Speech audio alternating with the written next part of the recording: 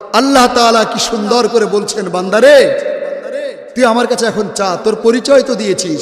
প্রথম 3 আয়াত আল্লাহর প্রশংসা হয়ে গেছে, তারপরে 4 নম্বর আয়াত আমরা পরিচয় দিলাম, আমরা সাহায্য চাইলাম।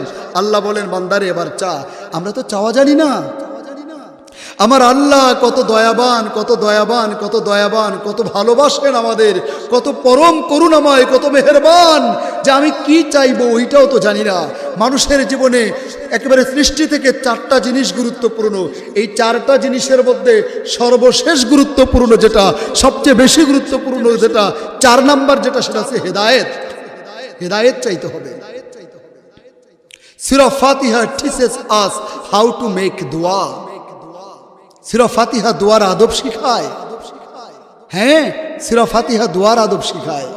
আপনি কিভাবে দোয়া করবেন, আপনি হাত উঠানোর পরে অথবা দোয়া করার সময়ে আপনি আল্লাহর সুন্দর সুন্দর নামগুলো ধরে ধরে ডেকে ডেকে আল্লাহ তাআলার প্রশংসা করে করে তারপরে চান।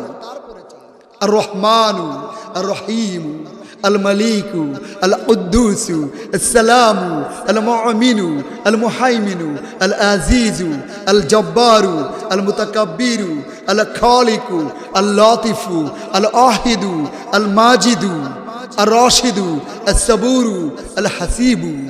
আল্লাহ তাআলার কাছে আল্লাহর সুন্দর সুন্দর নাম ধরে ধরে আপনি ডাকুন, তারপরে কিছু চান, আল্লাহর প্রশংসা করুন। বিশ্ব নবীজি দোয়া করতেন, আল্লাহুম্মা হাসিবনি হিসাবান ইয়াসীরা।